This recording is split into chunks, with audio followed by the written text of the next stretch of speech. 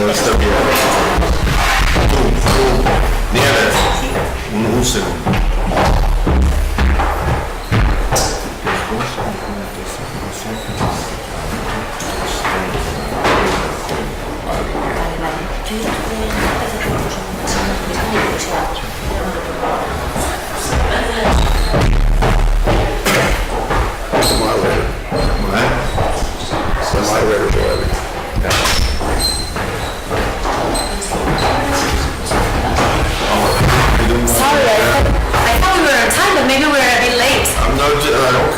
So sorry about that.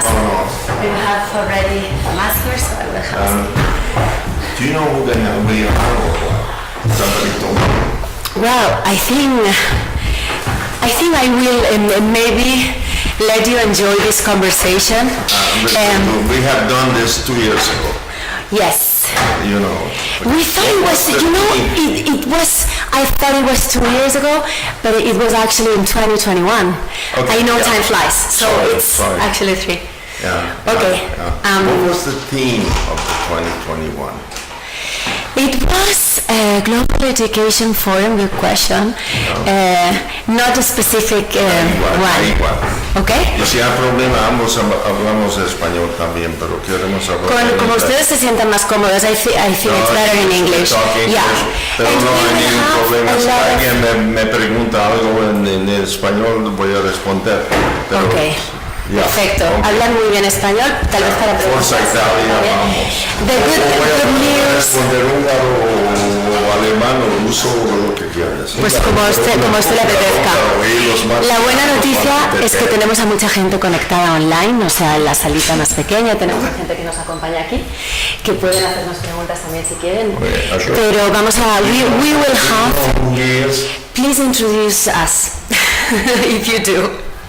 This Graham Greene wrote a novel about Cuba, Our Man in Havana, right? This is Our Man in Havana. I'm a gringo, tipo contrabande, emigrante, okay? Tipo contrabande. And this is, our ambassador in Cuba is called Chargé d'Affaires because something that we're going to be talking about. I hope they're not listening to this. No, I'm sorry. I want everybody has access to this information. Okay. I'm just saying so they can hear it and all that. This is the American Chargé d'Affaires. I mean, everybody knows what that is. An ambassador who cannot be called an ambassador for political reasons. Thank you. We have politics in the United States. It's called Miami.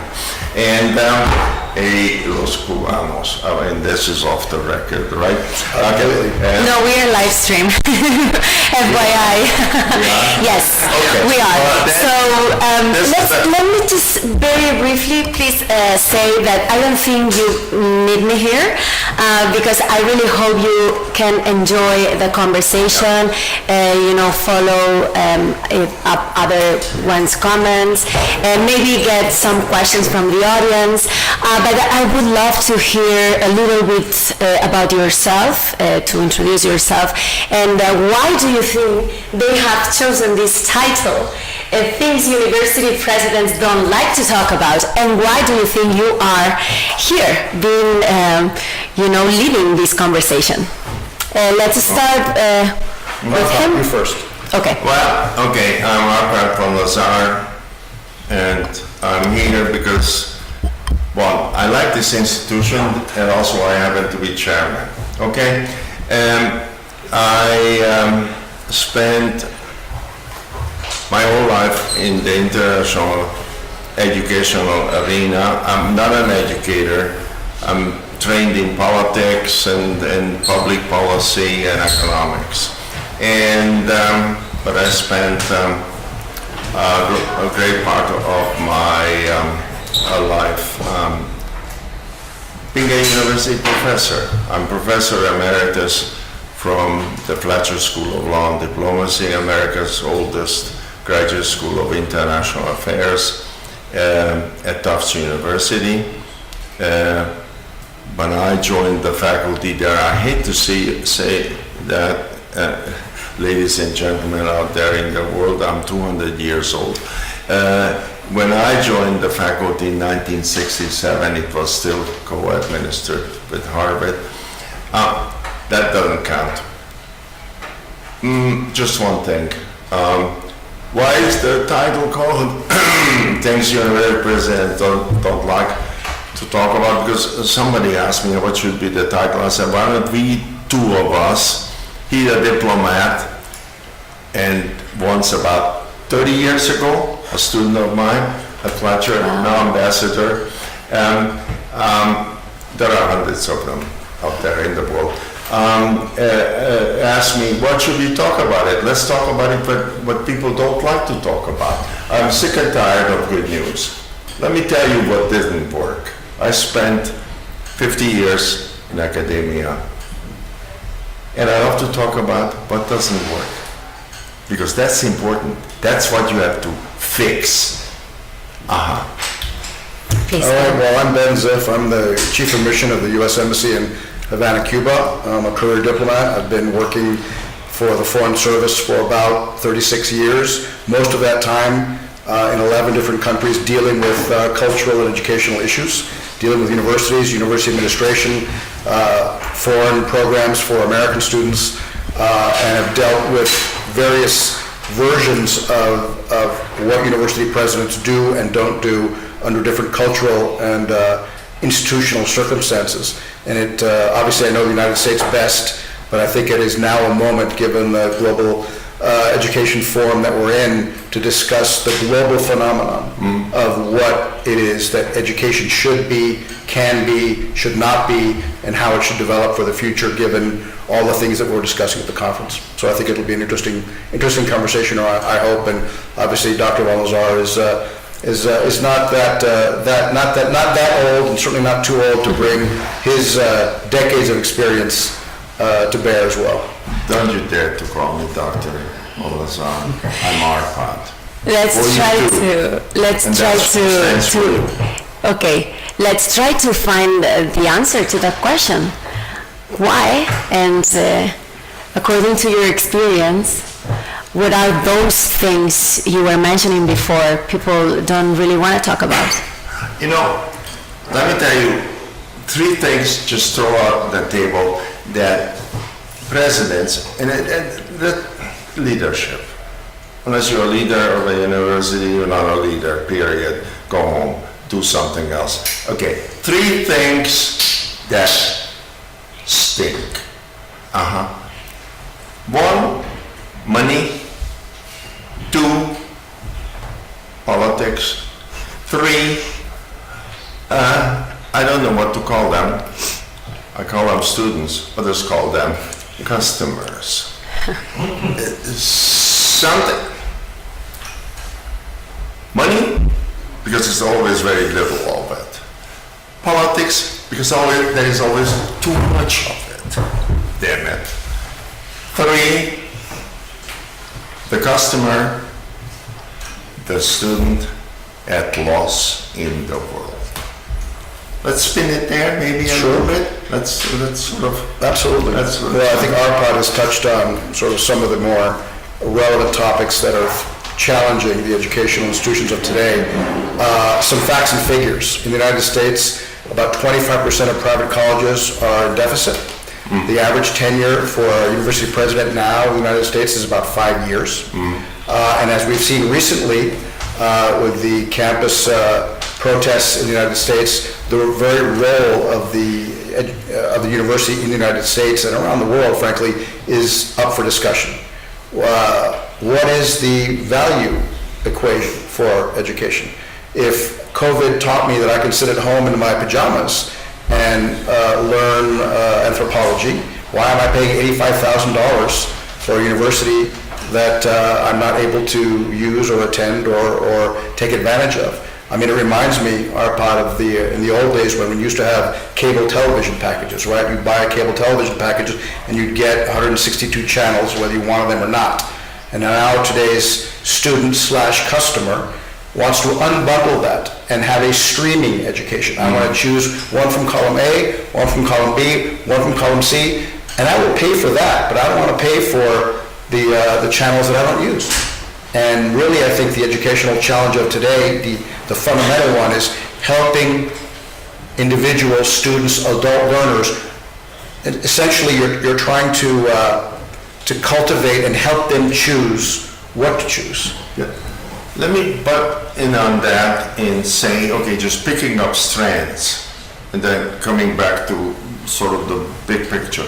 Once, okay, he pushed a button which says, ARPA ban, the truth is, somebody ought to ask the question, are you there in this building or at home in your pajamas because you want to polish your brain, or are you there to get a job? Hello. Open mouth walks around the administrator and says, would someone give me a napkin so I can blow my nose? Can't answer it. And you want everything or you get nothing. You know, just one strand. Keep that in mind. This is sort of an unanswered question. Then pick up another strand, like the money or the politics strand. He mentioned it. Customer says, I'd have to put all that dough on the table. Okay, that was slang, so money on the table to get this as a package. What if the world doesn't want this in 5 years or 10 years or whatever years? Okay, and I'm not talking about, you got to think, first of all, here's the problem, the time frame problem also. You have to think now, because you have to give an answer for somebody, for something, of course, which you don't know. What is this whole meeting all about? AI and future and everything, do we know? No, we're walking with our fingers up in our nose and say we are experts and we know. The world is absolutely full with second-rate gurus. And we're paying for them and we love them because they name it, but that's not the point here, they don't want to talk about it. So let me get back for a second to the money. Please pay $85,000 or $45,000 or $36. I don't care how much. For something I don't know what it is.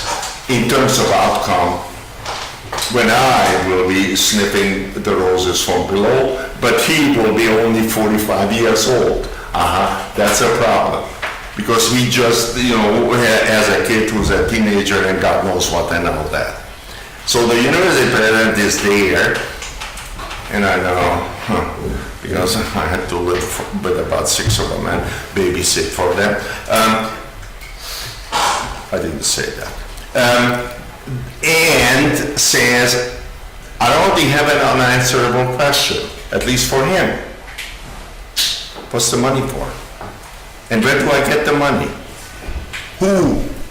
Where do I get the money? I, a customer, or he, she, it, the boss man, the president of the university. Why? Because there is politics. One guy likes to burn that book, and the other guy says that should be your Bible. Of learning. Pardon me, I didn't want to offend the Bible. I'm also a believer for everybody who hears it out there and all that kind of wonderful things. Early learner audience. Yeah, but that's, and I want to, because I know you want to butt in on that, and I'll shut up right now. But that's the second problem. First of all, I want your money, but I don't know what for. I know, I can't give you the answer how that outcome will be. Second, if I say, please pay less, I'm in trouble because I don't know where do I get the rest of the money. Amen. Arpad, I think the point is you're actually talking about a structure and identity problem that's before the money problem. Right. Because if you are talking, if you believe that sitting in your pajamas, you are able to learn as well as you can in a collective environment, you're having a different argument. No. right? You're having an argument about what is the content of what you are delivering versus what is the context in which you are delivering it. Now, right now, you talk about money, there's an arms race in United States education because of demographics. You have more and more institutions fighting over fewer and fewer students. So I need a rock climbing wall. I need a koi pond. I need stuff that you're attracting, again, consumers versus students. Yeah. Are you telling people what to learn? Are you asking them what they want to learn? No. How are you curating their experience? Are you forming citizens? Or are you forming professionals? Are you making welders? Or are you making well-informed citizens? And I think it really is up to the university leadership to be able to disaggregate how much citizenship you want to, transmit, at the same time to be able to justify the return on investment, saying you will be a good citizen and employable at the same time. And that is the balance. Remember, when you started out in education, it was about trying to make, learn the great books, learn Latin, learn Greek, become a well-educated individual. This was not a mass phenomenon. You were educated and elite. And in the time that you have seen it, this is no longer an elite exercise. Which is an excellent point.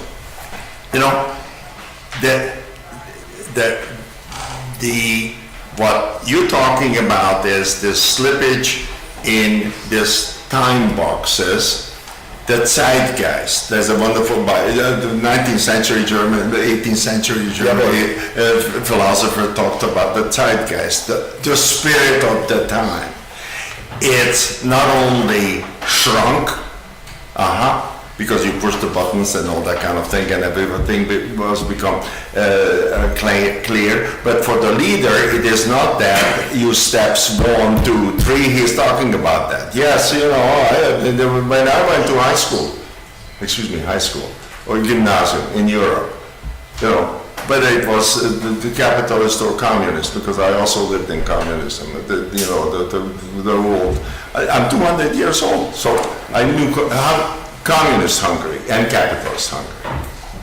You had 8 years of Latin and the book. Now, that 8 years is now shrunk for 3.5 minutes. And the point is now that the leader cannot say to the consumer, i.e. the student, you're gonna have 1 step, 2 steps. He don't wanna. He wanna skip steps. Or it should not be expensive. Back to the nasty money proposition. Which comes to my mind, is it the same situation and the same problems you mentioned everywhere? Because he is also, saying that that probably lack of access of education we can see very specifically in the US, where it's more expensive than other places.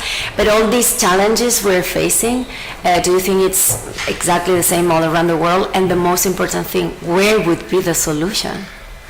Well, I think we have a question back here, but before we get to the question, it's obviously not the same in every context. I mean, in Europe, education is inexpensive and accessible, but what to teach and how to teach remain the same problem. Yes. Because remember, when Arpad went to school, when I went to school, you did not have an a la carte education. The real genius and the less intelligent in the same classroom, there was a standard presentation. It was a buffet. It was not a buffet, it was you had one dish. Eat it, don't eat it fast, eat it slow, like it, don't like it, too bad. Now, we had a great presentation before, with AI and with the technology, the leader is actually charged with making a buffet educational offering to the person who has gluten. You need to have a gluten-free education and a paleo diet education and a vegetarian education, and that's what they expect. They expect a leader to be able to dedicate resources to each of these various parameters. Before we go to Germany, just one word, okay, on this and how relevant this is.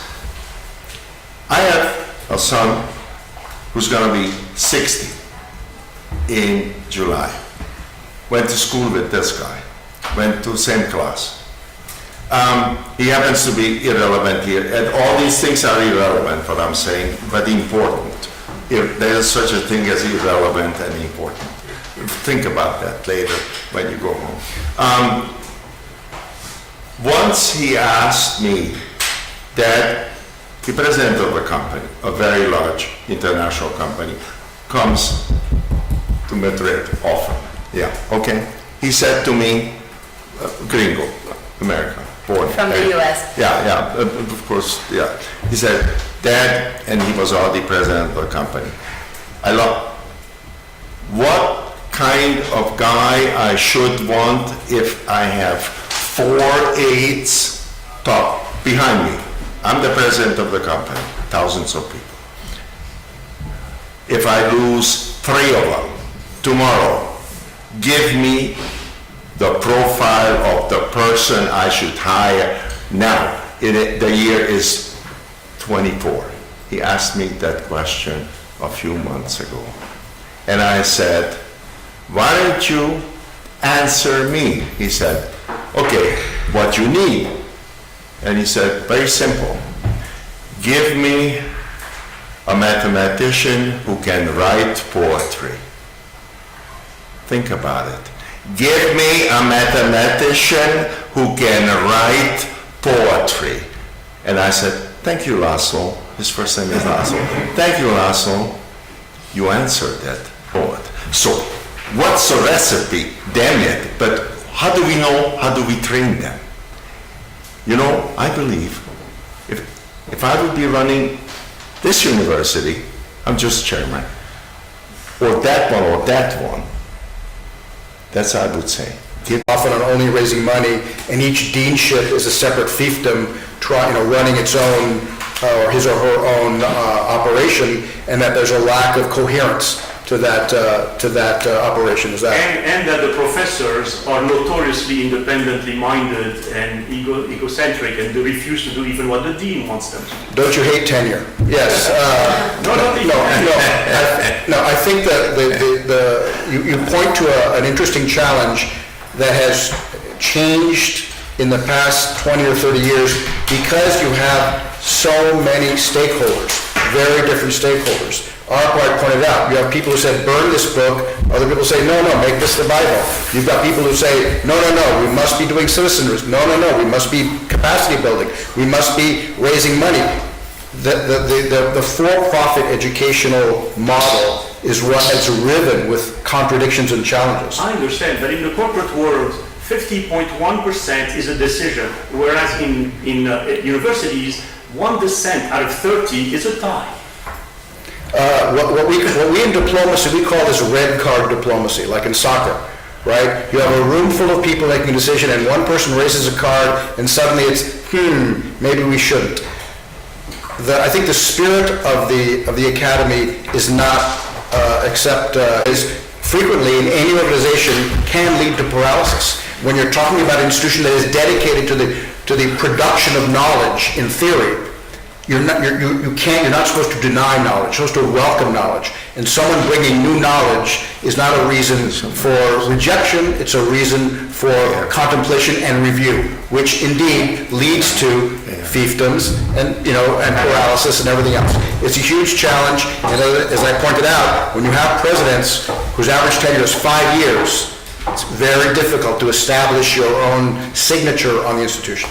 Okay, I want to butt in that with about 4 things. I promise to be sure. Just the fact that, transparency, okay, very important transparency. You don't know how many people, thanks God, they can't argue with me, hate me for the way I talk. I tell them, you lousy or whatever. But anyhow, tenure. I had tenure in 5 minutes everywhere, wherever I went. Okay, but I was at one place. So I was the singular most unpopular young professor at the Fletcher School of Law and Diplomacy, with all that glory and everything, Tufts University, because I every year introduced a measure to abolish tenure because I firmly believe it leads to, pardon the expression, fat rear ends and very slim brains. Thank you. Okay, so much for that, about that. Just lost everybody online as a professor. I just want to remind you guys, we are live. I don't need a job, I don't need money, thank you very much, so go away, okay? And here I am, the chair. Second, but very important to this debate here. What would I say, okay, I'm following on him, and following on your thing, because you recalled, and then you yourself also asked the question, and what is to do, what's the answer, how do you fix the damn thing if it sort of just limps along? Because that's what we're really talking about it. And we're gonna be trouble, big trouble or little trouble, everybody. One, what would I say as a recipe for a current with a new president? Remember my son's executive henchman behind his presidency who's a mathematician, can write as a concept, think about it, poetry. What would I say to a president? Okay, first of all, don't be a mini manager. Don't worry about the cost of the toilet paper in the budget. You understand, capiche? Okay. One, don't try to solve everything. You can't. Whatever decision you make that decision on the basis of what you see as something, again, don't work. As a chairman, I've been chairman for a few organizations, I always said, don't ever in your annual report tell me how wonderful things you did. Tell me what they didn't work, because that's what we have to fix. I am not interested in the rest of the crap. Pardon the expression. Please hold word allow me. So number one, be not that. Number two, try to be, okay, balance the two things. What are the two things?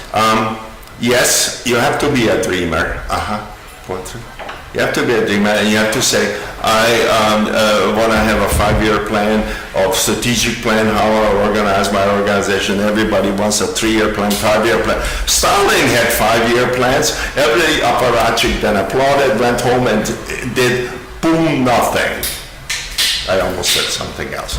And so, but everybody applauded at the party congress. It wasn't, che bello ma no è vero.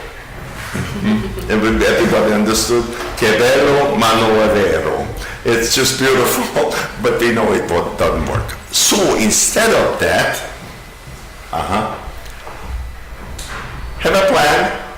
That is my target. And then do pilots. Peu à peu. Yes, do small, as the French say.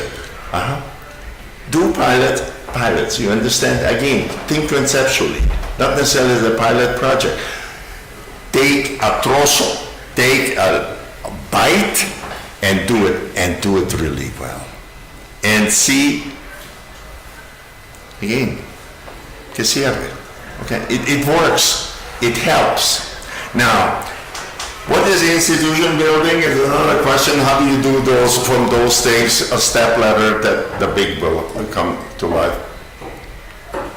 It would take another symposium to talk about that. Yeah, I noticed that, apropos of your question, talking about deans and presidents, we neglected to discuss the role of the board in engaging in institutions with the many people who have their own opinions about what the president and the deans and the students should be doing. Can I have a wonderful recipe for that? May I say, that gentleman wants a question back there. Let me better say, okay, you know what's my rule for, I have been chairman of several boards, and you know, what's my recipe? Every board should consist of 3 elements. One, the horses, los caballos, que tiran. The horses, they pull. Second, the door openers. They don't walk through the door.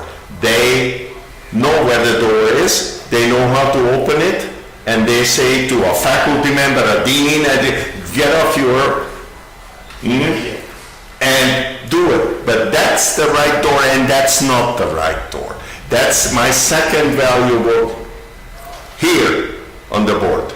And then I have the third, through those flojos, idiots and hangers-on who come for rubber chicken and, in Spain's case, good wine and lunch, and then they go home. Those, after 2 years, I usually tell them politely, you will be emeritus, bravo capitano, and go home. In short, get lost. You had a question? That's my recipe for a board. That's how it should consist of, which, again, is important. Thank you. The question I have is a bit more How many minutes? basic, is that, with the transition from the 20th to 21st century, we are increasingly relying on technology and digital tools. But what I'm seeing is that we haven't prepared the teachers to accept the change in their roles from being the source of knowledge to one of coach and mentor. And I think, is that not the role of the president, to prepare the teachers in their new roles and their new challenges? I mean, I think you're right, but I think it's a temporary problem because, my children who are in their 20s are very technologically proficient, understand the difference between the channel and the knowledge, and I think that we will see the next generation of instructors being able to overcome that and figuring out, depending on the institution and the mission, how they're going to transmit this knowledge. But I think Arpad said something very important. The successful institutions in the United States, at least, are those that are specializing very thoughtfully. The all-comers, all education, university for everyone, for all reasons, is becoming more an elite thing, whereas your online school to get your nursing degree, or to become a welder, or to become, whatever profession you want to choose to be, or a poet, you have those programs. So in other words, you are investing in the target audience that is likely to come to you, and that makes your job as a leader that much easier because you know your identity. You know what you're trying to do. You know what the student/client wants and needs. You're not attempting to address an entire panoply of often competing interests with this buffet of how many croissants do we give and how much salad do we give. If you can specialize, whether it's online or whether it's a community college, I think to me that is the future. That is the future of education, not just in the United States, but across the board. Oh yeah. Which comes, again, they put in front of me papers that we have 4 minutes now. I saw that 5 minutes we had before, so now probably 3, but you can take your time. Yeah, that's right. Just where is Stalin when we need him? I think he's sitting next to me. Okay, so, no, but let's get serious, and I want to get back on that point, which is absolutely right. We're praising each other, but that's how it is. It goes back to the issue of knowing your own purpose. So kindly get serious and know, why am I here is the first question. And why am I doing it? And because I should be doing that, whatever, well. And indeed, if society needs, look, let's face it, in a 500,000 heavy refugee camp in Kenya or in southern Sudan, we ain't needing, so to speak, doctors. I want highly trained nurses. I want highly trained medical professionals, because we know someone can sit in Hawaii in front of that damn thing, pardon my expression, who is the best gastrointestinal surgeon or heart surgeon, and we know how to get his message live in picture to southern Sudan in the refugee camp, and a highly trained nurse will save, excuse me, I'm emotional about it, the life of that mother. Thank you. But I first need the highly trained, so my preaching lesson is, yes, we need the doctors, yes, we need all this. Here, right here, this university. But give me, instead of 25, annually give me 200 nurses or 400 nurses who know those things we're talking about. That's one step forward. That's one step forward. Or give me not 25 teachers, but 50 teachers annually, or any numbers, what I'm saying. That's what Ben is saying. But that requires that you know your purpose, and you're firm about it, and if you make a mistake, you say, well, at least I tried. Some of the best decisions come only after a personal experience and how you can change from your own, little place in the world. Try to change things. We are running out of time, but I would like to give you some more, at least last minute, to hear more about your thoughts, conclusions, or anything else you want to share with us. We're in a moment of very dramatic educational change because of technology, but also because of the world we're living in. And I think around the world, we need to re-examine the why we're doing, and not just the how. Because it's very easy to take the old model and say, okay, we're going to have a video conference instead of a teacher. It's still frontal. It's still someone, telling students what to do and write this down and give it back again on a test. Now, I think we need to look at it from both ends. And the leadership, the challenge for great leaders, educationally or organizationally anywhere, is how do you curate that experience to best effect following what you want to do and addressing the needs of the community. But let's not face it, we're not, in education, in my view, we're not making only doctors or lawyers or Indian chiefs. We're making citizens. So we can never abandon the element of morality, the element of sort of vision, the element of character building, and sacrifice that to make someone a more proficient glassmaker. That's not what we're about. And so that's my view. Dr. Lazar. Try to control time, yours and those around you. And try to find time, not for perfection, a little bit of that mix of brain, humanity, poetry. Agreed. And know how to count without the machine, ironically, despite the fact that we are in that age. How about it if you use him to check whether you were right? But let the brain first try to say, I can answer what is 5 by 5. And then in case you have doubts, check with the machine. That's all. Okay. Thank you very much for your expertise, for your insights, and especially for your emotional thoughts and experience. Okay, this is part of a session we are having today at Global Education Forum, and we really appreciate your time and you being here. Well, thank you, Arpad. Thanks to everybody online. Thank you.